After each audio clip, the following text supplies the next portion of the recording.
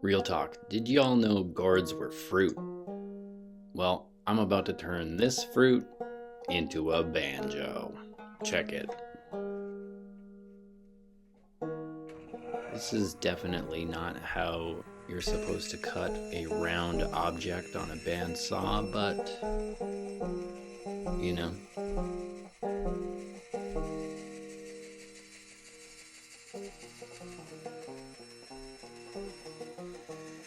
Anyway, this was one bitter ass fruit. If this thing's a fruit. Yikes. Tasted like strychnine. I don't know if you guys have ever taken bad acid or perhaps just licked the stem of a dandelion, but it was akin to that. Not bad, really, for freehanding it on the bandsaw. I will need to clean this up a little bit. Still feels like styrofoam. We've reached the ASMR portion. Goat's teeth. I mean, goat's nails. Speaking of goat's nails, my thumbnail is even dirtier than that of a goat's. And they walk in their own crap. Dirty thumbnail. Put on a finger pick to help with this process. I think eventually I just gave up and just let it stay there because you're never going to see it again. Relax your face, Levon. Good job. Oh, back to that again. Looks like I'm doing kegels. PSA, sandpaper is the bomb. I use this stuff whenever I'm doing neck resets because it's extra strong, and you leave the backing on and you pull it between the cheek and the body of the guitar, and it's amazing. And you can stick this stuff to anything.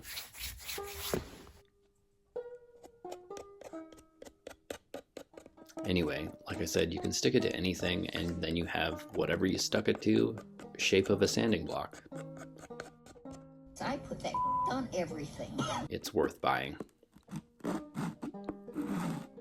This looks a bit like a cod piece, wouldn't you say?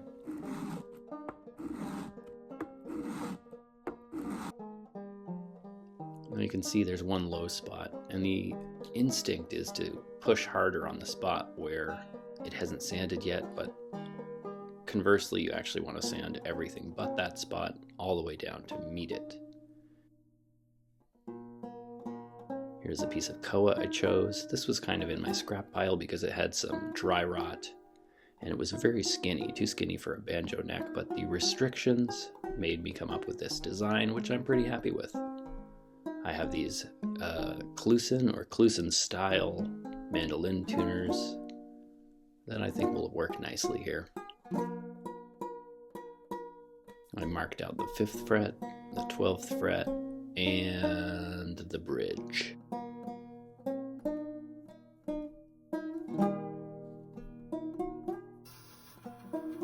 I have a bandsaw, so I'm using a bandsaw, but you could use a handsaw or a jigsaw to do something like this. You don't need a fancy shop oscillating spindle sander. This was a luxury purchase, but so worth it. If you're making guitars, you need one of these. It's so great. Here you can see I used the bandsaw to cut one line and the handsaw to cut the other two, and then I had to meet them up in the middle. I think I used a smaller handsaw for this. I don't remember. There we have a neck pocket.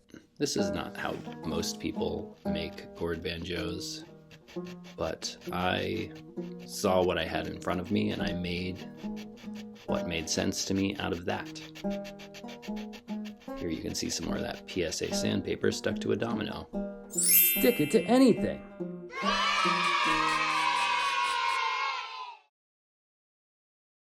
I found out later there was some built-up stress inside the gourd, and this pocket that fits snugly now on the koa actually started expanding a little bit. And I ended up shimming the edges of it. A, to tighten the pocket again, and B, just to firm up the edges of the gourd because they were a little brittle and quite thin.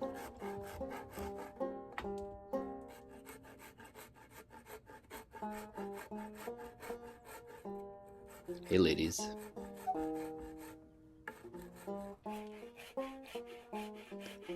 You like grinding shavings off of wood? Yeah, I thought so.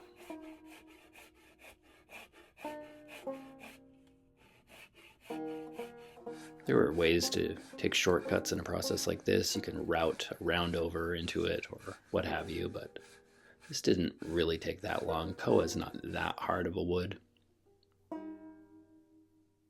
This is coming along nicely. I like this. A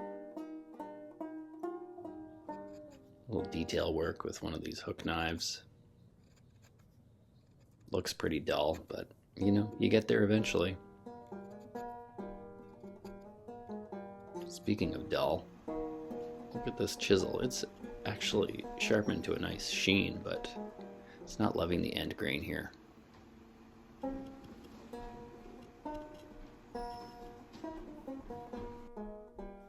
I'm popping the grain here with some shellac. You might as well add some finish while you're popping the grain. I will sand this back again. You get to see the pretty colored lines within the koa and the reds and the purples and the browns. It's really a remarkable wood. I thinned the headstock on my oscillating spindle sander, but I did not film that part, and I carved a cool leaf or yoni into the top of the headstock. Your choice. Here I'm putting shellac on the front of the fingerboard. Yeah, that's looking pretty dang nice. Ooh, yeah, golden hour. I left the roughed milled look on the back of the headstock and the back of the heel. This is the top. It was driftwood. I thought it was cedar, but the figuring has ray-like figuring, kind of like you'd see in London plane, but it's obviously too soft of a wood to be London plane. It is probably cedar. It's just an interesting cut. I fit it to mate up with the neck, and then I secured it to the gourd with some oak dowels. This one's too loose.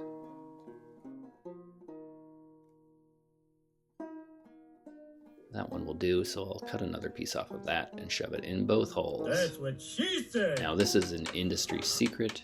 I would be kicked out of the Luthiery Guild if I showed you this, so I cleverly framed it just out of shot. Definitely was not an accident. Fish glue I used on this project. It's low pressure. It takes quite a while to dry, so it's not as urgent as hot glue, but you still have more of a traditional feel, which is the vibe of this instrument. Gourd banjos have been around for hundreds of years. Obviously their origin is in Africa.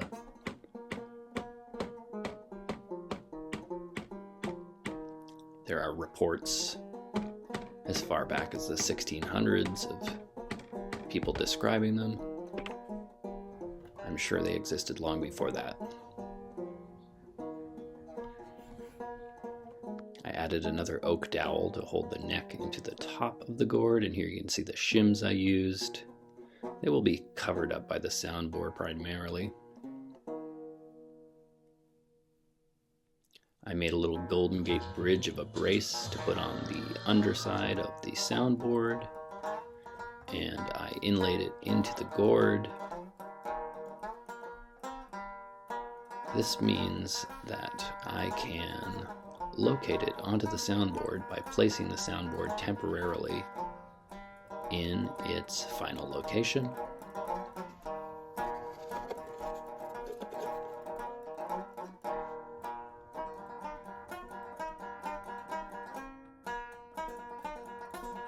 Flip that over, make sure it's stuck, and there it is. Now I just need to clamp that in place, and it will act as the register when I want to glue the soundboard on. Another coat of shellac, just using paper towel. It's not a fancy French polish. It's not a fancy French polish. That's really difficult to say.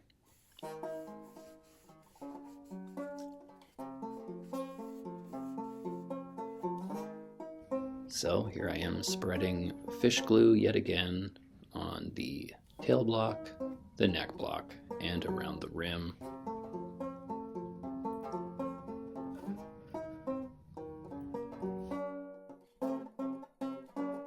Lesser known fact about Buggy, he loves shibari.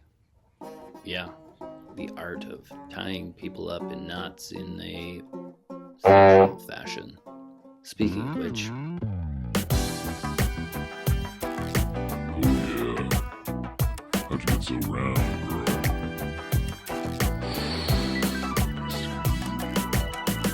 Okay, back to work. That all turned out great. Usually you put the skin of a dead animal on the front of a gourd like this, but I prefer wood. Much less disgusting, and it's just sitting on the beach here, so. It's also significantly more stable through various humidities. 3 cheers for wood. All right, my fancy French polish here again.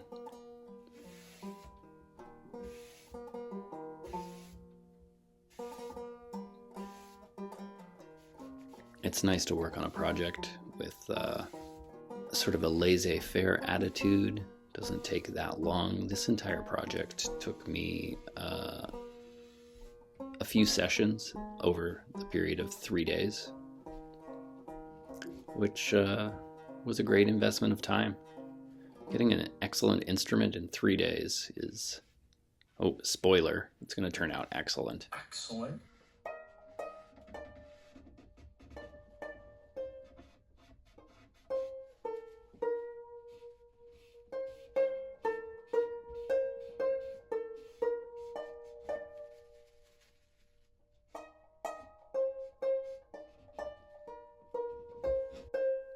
Here's a look at how it's turning out so far. Feeling pretty happy about this. Now we just need to add a nut and a bridge and a tailpiece to make it playable. Just eyeballed where I wanted a slot and how thick I wanted it.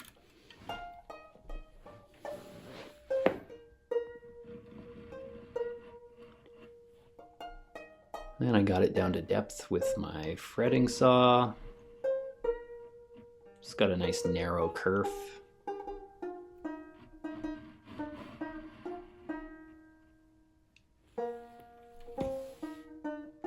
I realized after I did that I don't have a chisel thin enough to clear out this slot, so I took this tool, whatever this thing is, and I ground down the sides to make it into a little tiny gooseneck chisel.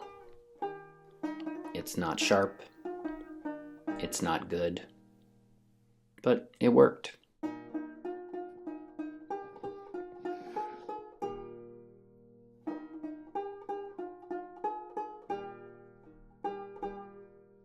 I mean, worked is a relative term. I drilled out the neck for the pip and the 5th tuner, and then I cut the end off this violin peg to use as the pip. I drilled out the 5th tuner peg with a series of bits, getting narrower and deeper as I went, and got a nice snug fit. I don't have a reamer I could shove into this hole. The nut is a piece of rosewood. I had to go back to my Instagram account to find this piece of baseboard trim that I made the bridge out of. Practically made itself. Here it is with a test string up. I have a wire tailgut on here at this time, and it ended up not really working. It stretched out quite a bit, and the individual copper fibers inside of the wire started to break.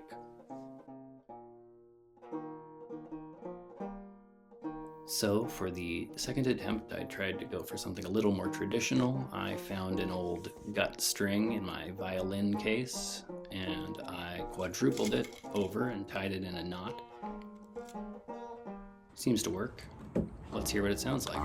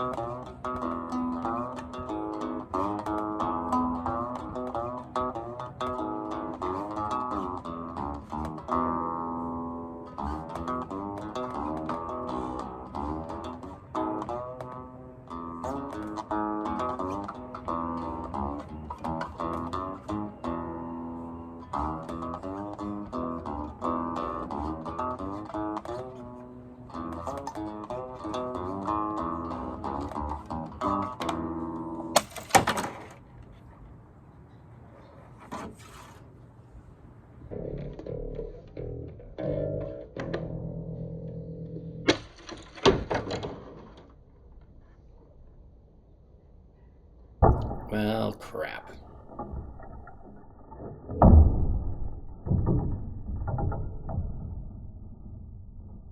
Okay, note to self, antique violin strings are not load-bearing. As long as I'm replacing the tail gut, I may as well add what they call in the violin world a saddle, but in guitars we call the bone or brass or hard part at the top of a bridge the saddle.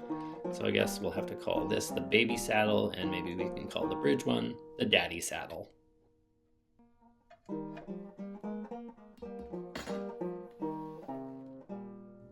Laid it out quickly with a straight edge, traced it with a mechanical pencil,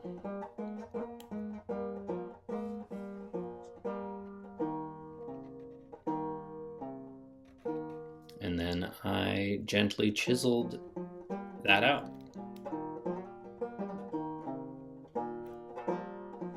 But perhaps not gentle enough because, whoopsies, it's a little loose.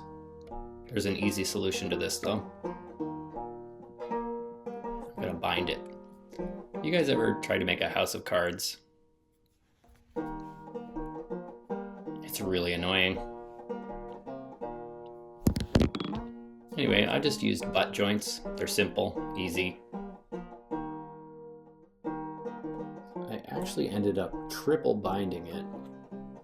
I don't know what happened there, but here it is. It's not perfect, but neither are you. And brought it to the spindle sander.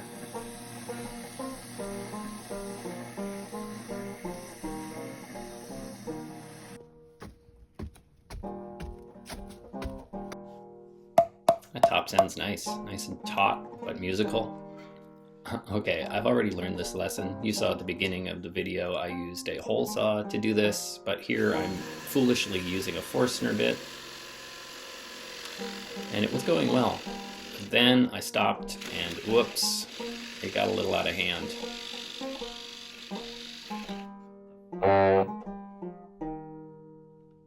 I persevered though, and the end product, after I cleaned it up a little bit with a chisel and sandpaper, is perfectly acceptable.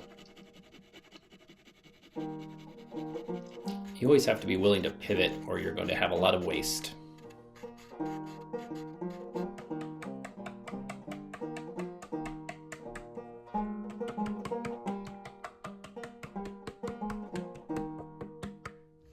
I wonder if gourd dust is carcinogenic in California.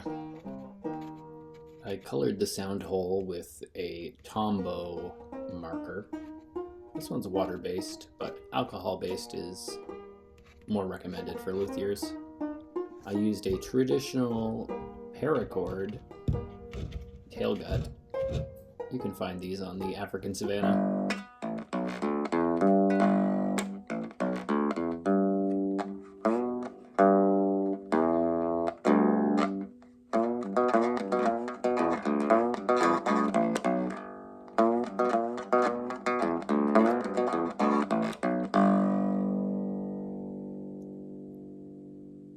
Sonically, I'd say the most surprising thing about this instrument is how much bass response it has. It's such a small body, such a small sound hole. But yeah, it's got a really full bass tone. I haven't perfected necessarily the string gauges, but I'm very happy with this instrument. And I believe that you, yes, any one of you, could easily build this instrument. Give it a shot.